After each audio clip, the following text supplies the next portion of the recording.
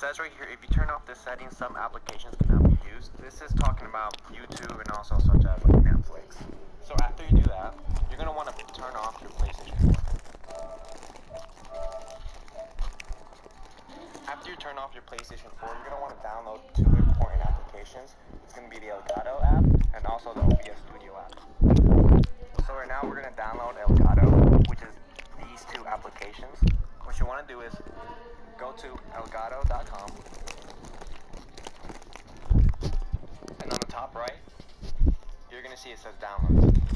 You click it. On the left right here, you can see it says Game Capture for Windows, download version 3.7. If you have a Mac, just click up here. The same thing, Game Capture for Mac, download version 2.11.10. Just make sure your Mac meets all the requirements. Same thing with Windows. Make sure your computer meets all the requirements. It's very important. If your PC does not meet the requirements, the Elgato Game Capture would not work. So when you hit download, it's going to instantly start. If you see yourself using Elgato quite often, make sure you make it into a desktop shortcut. After you download Elgato, you're going to want to download OBS Studio, which is obsproject.com. And the same thing right here, very simple. Just click whichever one corresponds to you. And if you do see yourself using OBS Studio, make sure you make it into a desktop shortcut. But first, let me just quickly go over what a game capture is. If you play video games on your PlayStation or on your Xbox, capture to instantly record or stream your gameplay and stream it either on Twitch or on YouTube, or you can just make YouTube videos. So after you downloaded both Elgato and the OBS, you're going to want to connect your HD 60S properly to your PlayStation, PC, and also your monitor. So now let's talk about connecting the Elgato. There are two sides, one that says out and another one that says in. So let's talk about the side that says out. Out only has one HDMI port. From that out, you're going to want to stick the HDMI cord into there, and you're going to want to lead that into your monitor or to your TV. On the other side of the Elgato, you have an in HDMI, a USB-C type 3.0, and also an analog audio where you can connect headphones. But I do not recommend because the audio is not the best. So you're going to want to insert an HDMI cord from your PlayStation into the in section of your Elgato Game Capture. With the USB-C type, you're going to want to connect that into your PC. And this is basically like a quick overview on what it looks like. On the right, there's one HDMI that goes to your monitor or to your TV. On the left, you have another HDMI that goes to your PlayStation or to your Xbox. And this USB-C type goes into your PC.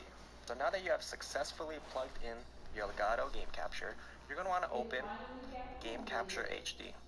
First turn on your PlayStation and then open your Game Capture application. So when you open up the Elgato Game Capture, this is the screen that you're going to be welcomed with. And the first thing you're going to do is go to the top right corner to this cogwheel. Click it. Here it's going to bring up some Game Capture HD 60S settings.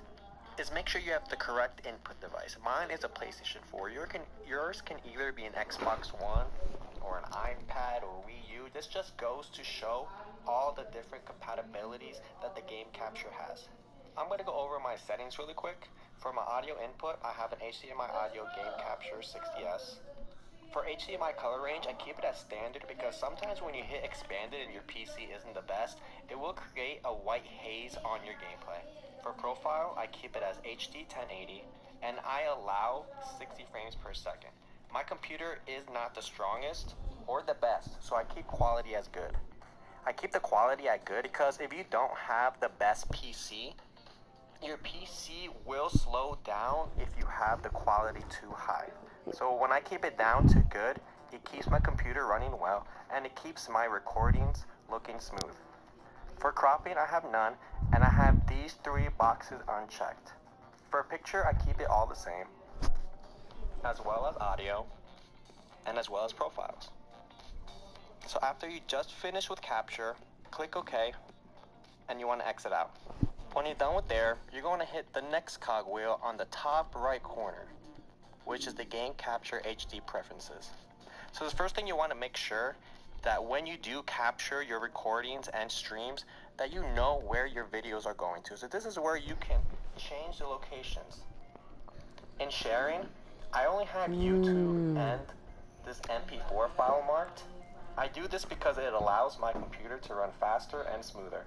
And for file exports, I do have always convert new videos to MP4 checked, and I also have the mix following tracks to exports. I have all three boxes checked.